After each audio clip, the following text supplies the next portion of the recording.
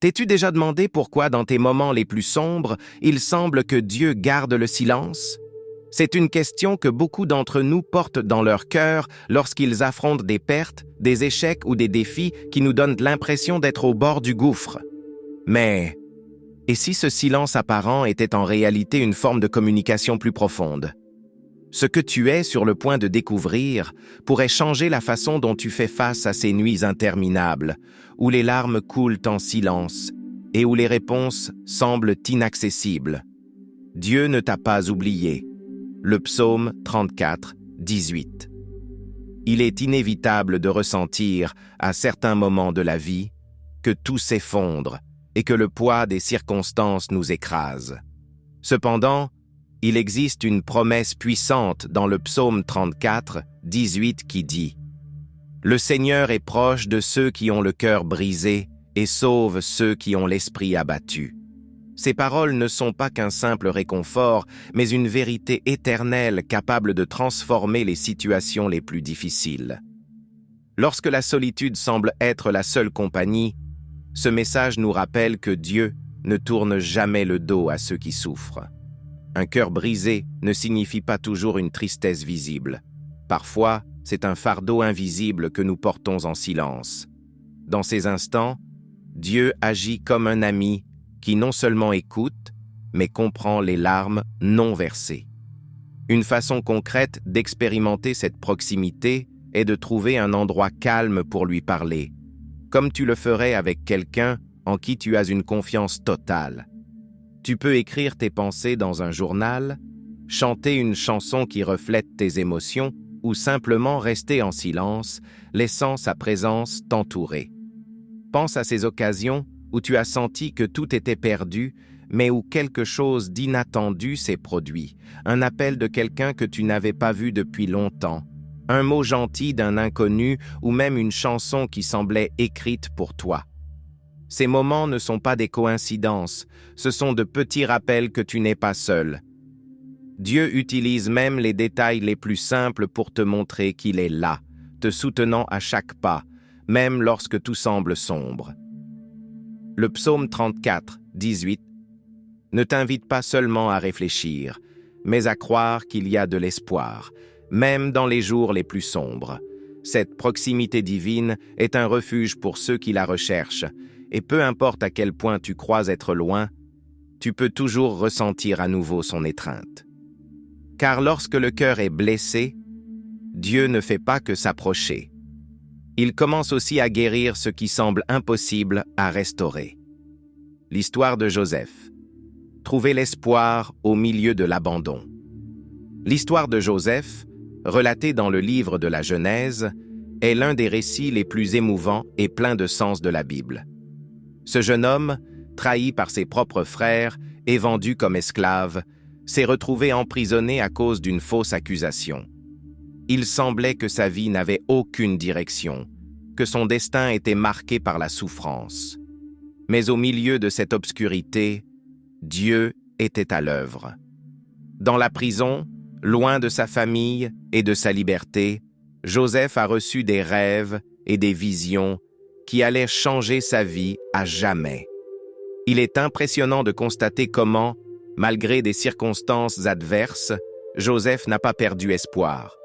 Imagine-toi à sa place, privé de tout, mais s'accrochant à une foi inébranlable. Ce récit nous enseigne que, même si nous ne comprenons pas ce qui se passe autour de nous, Dieu peut préparer quelque chose de bien plus grand. Peut-être dans ta vie, as-tu ressenti que tu étais dans une prison métaphorique, piégé dans une situation sans issue? La leçon de Joseph est claire. Dieu utilise même les moments les plus difficiles pour façonner l'avenir. Un exemple concret d'application de cet enseignement est de penser à ces moments où tu te sens bloqué, comme si aucun progrès n'était possible. Au lieu d'abandonner, prends un moment pour réfléchir aux compétences que tu peux développer pendant cette période d'attente. Peut-être apprendre quelque chose de nouveau, comme une langue ou une compétence professionnelle, ou simplement cultiver la patience et la confiance en un but plus grand. Rappelle-toi que Joseph a passé des années en prison avant d'être appelé au palais de Pharaon pour interpréter un rêve qui allait changer l'histoire. Dieu ne gaspille aucune expérience. Dans la vie de Joseph, chaque étape, même les plus douloureuses, avait un but. Et il en est de même pour toi. Peut-être qu'aujourd'hui tu ne vois pas d'issue, mais cela ne signifie pas qu'elle n'existe pas. Tout comme Joseph, tu peux avoir confiance que Dieu prépare quelque chose de plus grand que ce que tu imagines. Même lorsque tout semble perdu, un plan divin est en cours, capable de te conduire du désespoir à l'exaltation. Élie dans son moment de plus grande détresse. Élie, l'un des prophètes les plus remarquables des Écritures, a également traversé un moment d'épuisement et de désespoir profond. Après avoir défié les prophètes de Baal et été témoin d'un miracle extraordinaire sur le mont Carmel, il s'est retrouvé à fuir pour sa vie. Il s'est caché dans le désert, demandant à Dieu de le laisser mourir. Qui pourrait imaginer qu'un homme de foi aussi grande puisse aussi se sentir si abattu? Pourtant, Dieu ne l'a pas abandonné dans cet état. Au lieu de le réprimander, il l'a soigné avec tendresse et lui a donné du repos. Sur le mont Horeb, Élie a eu une rencontre transformante avec Dieu. Celui-ci ne s'est pas manifesté dans un vent puissant, un tremblement de terre ou un feu, mais dans un murmure doux et paisible. Ce moment a marqué une leçon profonde. Dieu ne se révèle pas toujours dans ce qui est grandiose et spectaculaire. Bien souvent, il parle dans les détails les plus petits et tranquilles. Dans notre vie, nous pouvons traverser des tempêtes similaires, cherchant des réponses dans des événements dramatiques, alors que peut-être la réponse se trouve dans le silence ou la sérénité d'un moment de réflexion. Le murmure de Dieu dans les tempêtes, Jésus, apaise la mer. Les tempêtes ne sont pas toujours physiques. Souvent, elles se manifestent sous forme de problèmes, de peurs et d'angoisses qui nous ébranlent profondément. Dans l'évangile de Marc, chapitre 4, nous trouvons un moment où les disciples de Jésus ont affronté une tempête littérale. Ils étaient dans une barque au milieu de la mer, et le vent et les vagues menaçaient de les engloutir. Dans leur désespoir, ils se tournèrent vers Jésus, qui dormait paisiblement. « Maître, cela ne te fait-il rien que nous périssions ?» crièrent-ils. Sa réponse fut aussi simple que puissante. Il se leva, réprimanda le vent et ordonna à la mer de se calmer. Ce récit nous enseigne deux choses fondamentales. Premièrement, que même dans les tempêtes les plus chaotiques, Jésus est présent. Bien qu'il puisse sembler endormi et distant, en réalité, il a un contrôle absolu. Deuxièmement, il nous rappelle que sa parole a le pouvoir de transformer n'importe quelle situation. Combien de fois dans nos vies, nous sommes-nous sentis comme ses disciples, prêts à abandonner face aux adversités? La clé est de se rappeler que Jésus est dans la barque avec nous, prêt à agir au moment opportun. Un exemple pratique de cela est d'apprendre à recourir à la prière lorsque nous affrontons nos propres tempêtes. Ce n'est pas une solution magique qui fait disparaître immédiatement les problèmes, mais cela nous donne la force et la paix nécessaires pour les affronter. Tu peux commencer par quelque chose de simple, comme écrire tes préoccupations sur un papier et les confier à Dieu, ou écouter des chansons qui te rappellent sa fidélité, comme Oceans de Hillsong. Ces petites actions peuvent t'aider à trouver le calme au milieu de l'agitation. Le miracle sur la mer n'a pas seulement consisté à calmer le vent et les vagues, mais aussi à fortifier la foi de ceux qui étaient dans la barque. Chaque tempête que nous affrontons a le potentiel de nous rapprocher davantage de Dieu, de nous apprendre à lui faire confiance de manière inattendue. Tout comme la mer s'est apaisée en un seul mot, nos vies peuvent également trouver la paix lorsque nous permettons à Dieu de prendre le contrôle, même dans les moments les plus difficiles. La voix de Dieu dans la solitude, Moïse dans le désert. La solitude peut être déconcertante. Elle nous oblige à affronter nos peurs, nos doutes et souvent nous pousse à nous demander s'il y a un but au milieu de tant de vide. Moïse, après avoir fui l'Égypte, a passé 40 ans dans le désert comme berger, loin de la vie de privilège qu'il avait connue dans le palais du Pharaon. Comment ne pas ressentir que tout était fini pour lui? Mais c'est précisément dans cet endroit désolé que Dieu l'a rencontré. Dans un buisson ardent qui ne se consumait pas, Moïse entendit une voix qui allait changer non seulement sa vie, mais aussi l'histoire d'un peuple entier. Le désert symbolise ces moments où nous avons l'impression que nos vies sont stagnantes, sans direction claire. Mais dans l'expérience de Moïse, nous apprenons que les déserts ne sont pas des punitions, mais des lieux de préparation. C'est là que Dieu l'a appelé, équipé, et lui a donné un but qui semblait impossible: libérer Israël de l'esclavage. Ce récit nous défie de regarder nos propres périodes de désert avec un regard neuf. Que pourrait préparer Dieu dans ta vie alors que tu fais face à cette solitude apparente? Pour appliquer cet enseignement, pense au moment où tu te sens seul ou où tout ce que tu fais semble dépourvu de sens. Au lieu de te décourager, essaie de te demander: que puis-je apprendre ici? Peut-être est-ce le moment de développer des compétences, de renforcer ton caractère ou de chercher une direction divine. Tu peux le faire à travers des pratiques comme la méditation sur des passages bibliques, des promenades réflexives ou en écrivant tes pensées pour trouver de la clarté. Ces moments ne sont pas du temps perdu. Ils sont le terrain où les graines des grands desseins commencent à germer. L'histoire de Moïse nous rappelle que Dieu ne se trouve pas seulement dans les moments de victoire, mais aussi dans ceux d'isolement et de silence.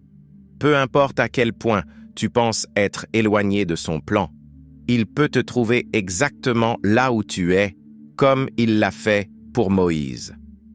La solitude, alors, n'est pas une absence, mais une opportunité d'écouter la voix capable de transformer n'importe quel désert en un chemin vers la rédemption.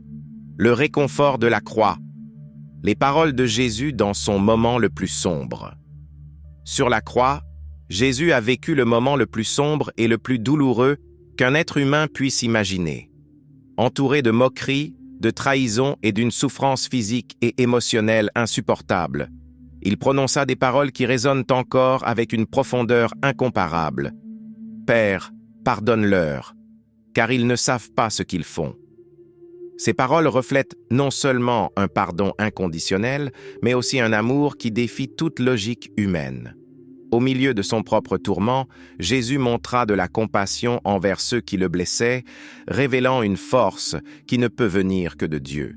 Le message de la croix ne concerne pas seulement la souffrance, mais aussi l'espoir qui émerge du sacrifice. Jésus, dans ce moment d'agonie, assura aux brigands repentants qu'ils seraient avec lui dans le paradis. Cet acte nous rappelle qu'il n'est jamais trop tard pour se tourner vers Dieu, peu importe à quel point nous avons chuté. Dans nos propres vies, lorsque nous faisons face à des défis ou lorsque nous avons l'impression d'avoir échoué, cet exemple nous inspire à rechercher la réconciliation et à offrir le pardon, même lorsque cela semble impossible. Appliquer cet enseignement peut être un défi, mais cela commence par de petits pas. Pense à quelqu'un avec qui tu as une relation brisée, quelqu'un qui pourrait avoir besoin de ton pardon ou que tu as besoin de pardonner. Tu n'es pas obligé de tout faire immédiatement, mais un message, une prière ou même une lettre écrite avec sincérité peut être le début de cette guérison. Pardonner ne signifie pas toujours justifier, mais libérer le poids qui oppresse notre âme. En cet instant sur la croix, Jésus n'a pas seulement porté le péché de l'humanité, mais il a ouvert un chemin de rédemption pour tous. Sa souffrance nous enseigne que même dans les moments les plus sombres, il y a de l'espoir, un but et de l'amour. La croix, qui semblait être la fin, est devenue le début de la plus grande victoire. Et cette vérité est toujours vivante aujourd'hui, nous rappelant que le réconfort divin ne nous abandonne jamais, même dans les souffrances les plus profondes. Quand tout semble perdu, la vallée des ossements desséchés. La vallée des ossements desséchés, décrite dans le livre d'Ézéchiel, est une image puissante de désespoir transformé en vie. Ézéchiel, conduit par l'Esprit de Dieu dans un champ rempli d'ossements épars et desséchés, reçut une question intrigante. Ces os peuvent-ils revivre? Cette scène représente ces moments dans la vie où tout semble irrémédiablement perdu, comme s'il n'y avait pas de solution aux problèmes que nous affrontons. Mais Dieu, à travers sa parole, a démontré que même l'impossible peut être restauré. La vision ne parle pas seulement de restauration physique, mais aussi d'un profond renouvellement spirituel. Lorsqu'Ézéchiel a prophétisé, les os se sont joints, se sont couverts de chair et ont finalement reçu le souffle de vie. Cet acte nous rappelle que la parole de Dieu a le pouvoir de redonner vie à ce que nous pensions mort, des rêves oubliés, des relations brisées ou des espoirs disparus. Dans ces moments de doute, ce récit nous invite à croire que Dieu peut agir même lorsque tout semble perdu. Un exemple de cela pourrait être ta propre vie. Peut-être fais-tu face à une situation qui semble sans solution, un travail qui n'avance pas, une relation qui semble irréparable ou un rêve que tu crois inatteignable. Ce récit nous enseigne à ne pas sous-estimer le pouvoir de la prière et de la foi active. Essaye d'identifier une sphère de ta vie qui a besoin d'une résurrection et demande à Dieu de te guider. Cela pourrait être le moment de commencer un nouveau projet, de renouer avec quelqu'un ou simplement de prendre le temps de redéfinir tes objectifs. La vallée des ossements desséchés n'est pas seulement une vision d'espoir, mais un rappel que Dieu n'abandonne pas les situations les plus désespérées. Il est capable d'apporter la vie là où il n'y avait que des ruines, de transformer l'irréparable en quelque chose de glorieux. Tout ce qui est requis, c'est d'ouvrir notre cœur et de permettre à sa parole d'agir, comme un souffle qui redonne vie là où il n'y avait que du vide. Le chant d'espoir dans la nuit, Paul et Silas en prison. La prison n'emprisonne pas seulement le corps, elle enchaîne souvent l'esprit. Paul et Silas, emprisonnés injustement après avoir prêché l'Évangile, auraient pu succomber au désespoir. Cependant, ils ont fait quelque chose d'inattendu. Ils ont commencé à chanter des hymnes à Dieu au milieu de la nuit, enchaînés et entourés par l'obscurité. Cet acte d'adoration, loin d'être un simple rituel, était une déclaration de foi inébranlable. Ils n'ont pas permis que les circonstances définissent leur confiance en Dieu. Cette même nuit, un tremblement de terre a secoué la prison, ouvrant les portes et brisant les chaînes de tous les prisonniers. Cet événement n'a pas seulement été un miracle physique, mais un rappel de la manière dont Dieu répond lorsque nous le cherchons avec un cœur ouvert. L'adoration de Paul et Silas a non seulement changé leur situation, mais aussi la vie du geôlier, qui, avec sa famille, a trouvé le salut. Ce récit nous interpelle. Comment réagissons-nous face à nos propres prisons?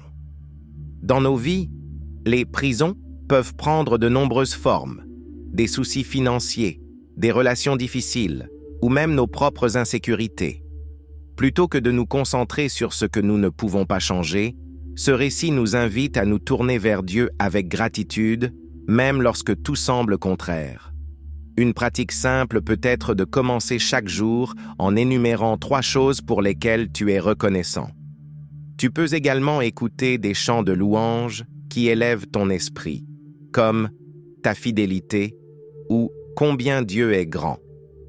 L'histoire de Paul et Silas nous rappelle que la louange a le pouvoir de briser des chaînes, tant physiques qu'émotionnelles. Même dans les moments les plus sombres, lorsque tout semble sans issue, Dieu peut transformer l'adversité en une opportunité pour nous montrer son pouvoir et son amour. Ses plans dépassent toujours nos attentes, et à travers l'adoration, il nous invite à expérimenter cette liberté que lui seul peut offrir. La fidélité de Dieu dans les jours sombres de Job. La vie de Job est un témoignage émouvant de la fidélité divine au milieu des épreuves les plus dévastatrices. Job, un homme juste et craignant Dieu, perdit en un instant sa richesse, ses enfants et sa santé. En proie à la douleur et au questionnement, même de la part de ses amis, il resta ferme dans sa foi. Bien que ses paroles reflètent parfois une lutte intérieure, il n'abandonna jamais sa confiance en Dieu. Cette histoire nous montre que la foi n'élimine pas la souffrance, mais qu'elle lui donne un sens. Au point le plus critique de son désespoir, Job entendit Dieu parler depuis un tourbillon. Les paroles du Créateur n'étaient pas des explications détaillées sur sa souffrance, mais des questions qui révélaient la grandeur et la souveraineté divine. Cette rencontre transforma le cœur de Job, lui permettant de voir que, même s'il ne comprenait pas le pourquoi de ses épreuves, il pouvait faire confiance à un Dieu qui voit tout et contrôle tout. Cela nous rappelle que, même si nos questions n'ont pas toujours de réponse claire, Dieu reste fidèle. Lorsque nous affrontons des moments de ténèbres dans nos propres vies, nous pouvons apprendre de Job à être honnêtes avec Dieu dans nos prières. Exprimer notre douleur et nos doutes n'est pas un manque de foi. Au contraire, c'est une preuve de confiance en ce qu'il écoute et comprend. Une pratique utile pourrait être d'écrire une lettre à Dieu, décrivant tes émotions et lui confiant tes fardeaux. Tu peux aussi lire des livres comme Le problème de la souffrance de C.S. Lewis, qui offre des perspectives profondes sur ses expériences. La restauration de Job, un témoignage de fidélité. La restauration de Job, qui comprenait le double de tout ce qu'il avait perdu, n'était pas seulement une fin heureuse, mais un témoignage de la fidélité de Dieu. Son histoire nous rappelle que la douleur n'est pas la fin, et qu'en plein milieu de l'adversité, Dieu est en train d'accomplir quelque chose de plus grand. Bien que les réponses n'arrivent pas toujours au moment où nous les attendons, nous pouvons avoir confiance que le dessein de Dieu dépasse toujours nos attentes et nous guide vers une restauration complète. Jésus est l'aveugle, le but au milieu de l'obscurité. L'histoire de l'aveugle né, relatée dans l'Évangile de Jean, chapitre 9, offre une perspective transformatrice sur la souffrance. Les disciples de Jésus, en le voyant, posèrent cette question. Qui a péché, cet homme ou ses parents, pour qu'il soit né aveugle? La réponse de Jésus fut catégorique. Cela est arrivé afin que les œuvres de Dieu soient manifestées en lui. Ce moment nous rappelle que les difficultés de la vie ne sont pas toujours des punitions, mais des occasions pour que la puissance de Dieu se manifeste. Jésus n'a pas seulement guéri physiquement l'aveugle en lui appliquant de la boue sur les yeux et en l'envoyant se laver à la piscine de Siloé, il a également transformé sa vie spirituelle en lui permettant une rencontre personnelle avec le Sauveur. Ce miracle nous enseigne que, même si nous ne comprenons pas toujours les raisons de nos épreuves, Dieu a un but bien plus grand que nos limites. Les apparentes obscurités de la vie peuvent devenir le cadre parfait pour que sa lumière brille avec une intensité encore plus grande. Dans ta vie, il y a peut-être des situations qui te donnent l'impression d'être bloqué, incapable d'avancer. Cette histoire nous invite à chercher Jésus, qui a le pouvoir de changer non seulement nos circonstances, mais aussi notre perspective. Une manière pratique de le faire est de prendre du temps pour réfléchir aux moments difficiles du passé et te poser cette question. Comment Dieu a-t-il agi à travers cela? Tu peux aussi consacrer du temps à servir les autres, en apportant du réconfort à ceux qui affrontent des défis similaires, et devenir ainsi un reflet de la lumière divine. Le miracle de l'aveugle nous rappelle qu'aucune situation n'est hors de portée de Dieu. Même dans les moments les plus sombres, son dessein est présent, nous guidant vers quelque chose de plus grand que ce que nous pouvons imaginer. Cette histoire est un appel à faire confiance, à marcher avec foi et à permettre que, dans l'obscurité, Dieu illumine notre chemin d'une manière qui transforme non seulement notre vie, mais aussi celle de ceux qui nous entourent. Dieu parle dans la douleur. L'histoire d'Anne, une femme dont l'histoire se trouve dans le premier livre de Samuel, a vécu des années d'angoisse à cause de sa stérilité. Dans une société où la maternité était considérée comme une bénédiction essentielle, Anne faisait face non seulement à sa douleur personnelle, mais aussi à l'humiliation constante de Pénina, l'autre épouse de son mari. Au milieu de sa souffrance, Anne ne s'éloigna pas de Dieu, mais apporta sa douleur directement à lui. Dans le temple, avec des larmes silencieuses et un cœur brisé, elle fit une prière qui changea sa vie. Elle demanda un fils et promit de le consacrer au service de Dieu. Ce qui est le plus frappant dans l'histoire d'Anne, ce n'est pas seulement sa persévérance, mais la manière dont elle trouva du réconfort dans la présence divine avant même de recevoir sa réponse. Après sa prière, elle se leva avec une paix renouvelée, confiante que Dieu avait entendu son cri. Cette attitude nous enseigne qu'au milieu de la douleur, la clé n'est pas toujours de recevoir immédiatement ce que nous demandons, mais de trouver le repos dans la certitude que Dieu est conscient de nos luttes. C'est un rappel que la prière est plus que des mots. C'est un acte d'abandon et de confiance. Dans notre vie, nous faisons aussi face à des moments de profonde frustration ou à des désirs non réalisés qui nous laissent un vide. L'histoire d'Anne nous inspire à ne pas abandonner.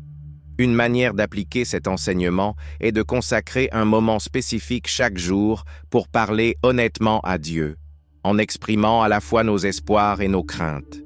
Nous pouvons également nous entourer de personnes qui renforcent notre foi et nous soutiennent dans les moments les plus difficiles, en nous rappelant que nous ne sommes pas seuls dans notre lutte. La réponse de Dieu à Anne est arrivée sous la forme d'un fils, Samuel, qui est devenu l'un des plus grands leaders et prophètes d'Israël. Mais son histoire ne parle pas seulement de recevoir une bénédiction, elle montre comment la douleur peut devenir un pont vers une relation plus profonde avec Dieu.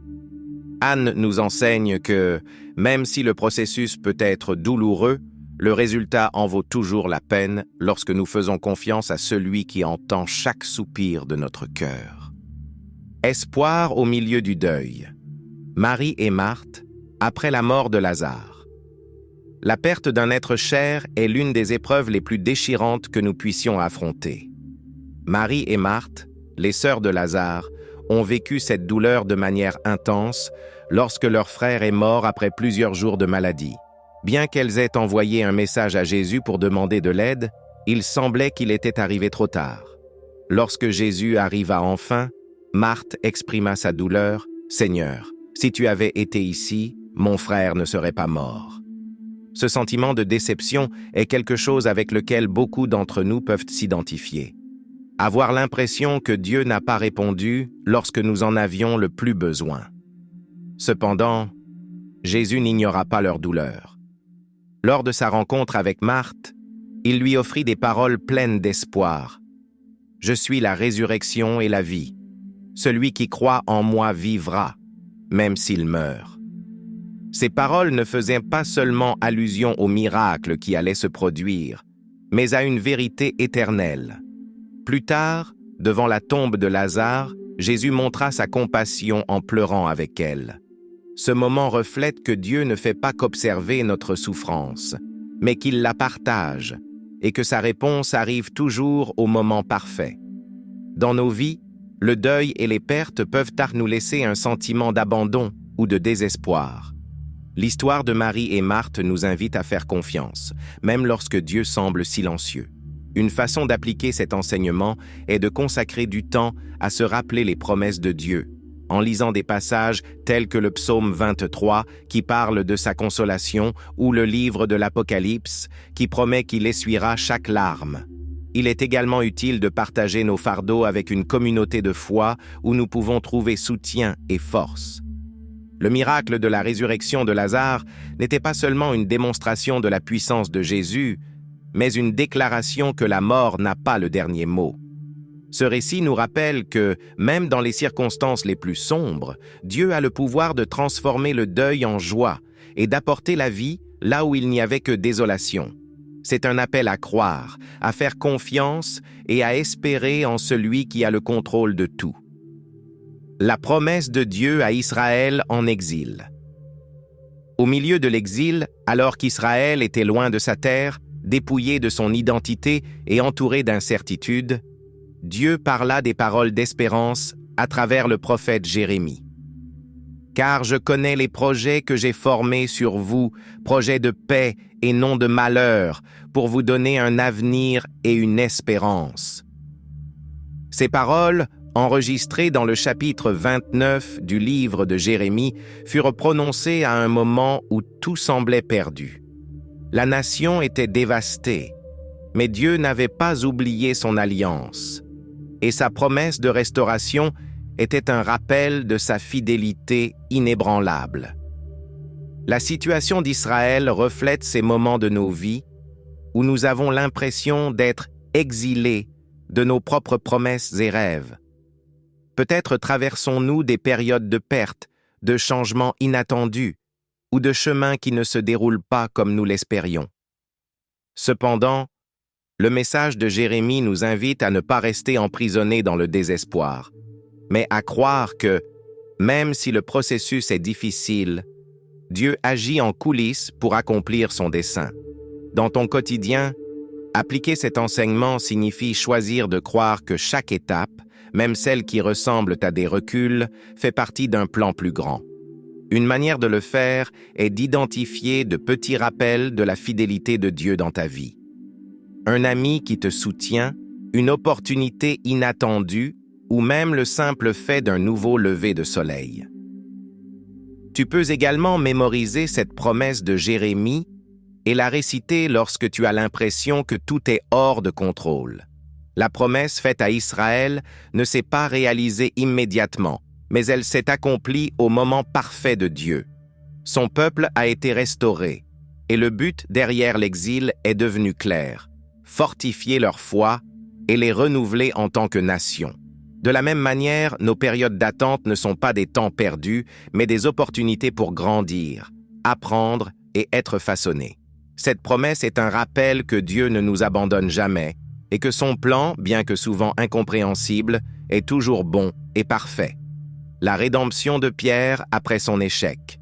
L'apôtre Pierre, connu pour sa passion et son courage, a également traversé un moment de profonde défaite personnelle. Après avoir promis une loyauté inconditionnelle à Jésus, il le renia 3 fois dans la nuit de son arrestation, comme le Seigneur l'avait prédit. Cet acte de trahison remplit Pierre d'une culpabilité insupportable au point qu'il s'éloigna du groupe des disciples, portant le poids de son erreur. Cependant, ce n'était pas le dernier mot sur sa vie. Jésus, après sa résurrection, chercha spécifiquement Pierre pour le restaurer.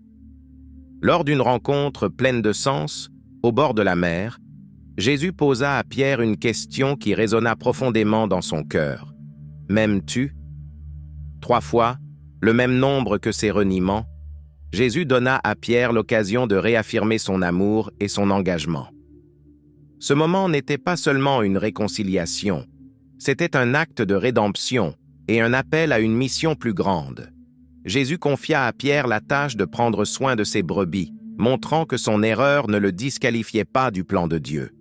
Dans nos vies, nous affrontons aussi des échecs qui nous font nous sentir indignes ou incapables de continuer.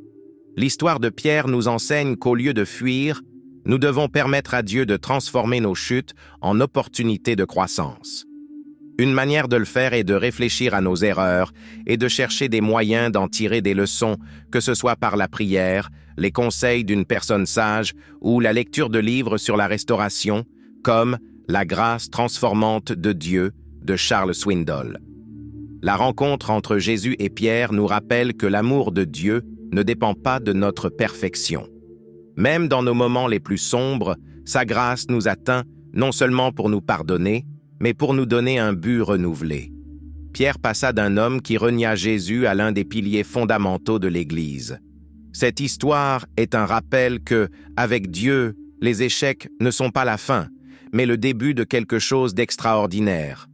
Quand Dieu transforme les ténèbres en lumière, la promesse d'Ésaïe 60, le prophète Ésaïe, inspiré par Dieu, proclama une vérité puissante qui continue de résonner à travers les âges. « Lève-toi, resplendis, car ta lumière arrive, et la gloire du Seigneur se lève sur toi. » Ce message, inscrit dans le chapitre 60, verset 1, n'était pas seulement un appel à Israël, mais une déclaration pour tous ceux qui traversent des temps de ténèbres. Il nous rappelle que, même au milieu des obscurités les plus profondes, la lumière de Dieu a le pouvoir d'apporter l'espoir et la transformation. Les ténèbres de nos vies peuvent prendre de nombreuses formes. Luttes intérieures, pertes inattendues ou circonstances qui semblent insurmontables. Cependant, cette promesse nous assure que la gloire de Dieu n'éclaire pas seulement notre chemin, mais qu'elle nous remplit aussi d'un but renouvelé. Il ne s'agit pas seulement de trouver la lumière au milieu de l'obscurité, mais de devenir porteur de cette lumière, en reflétant l'amour et l'espoir que nous avons reçus.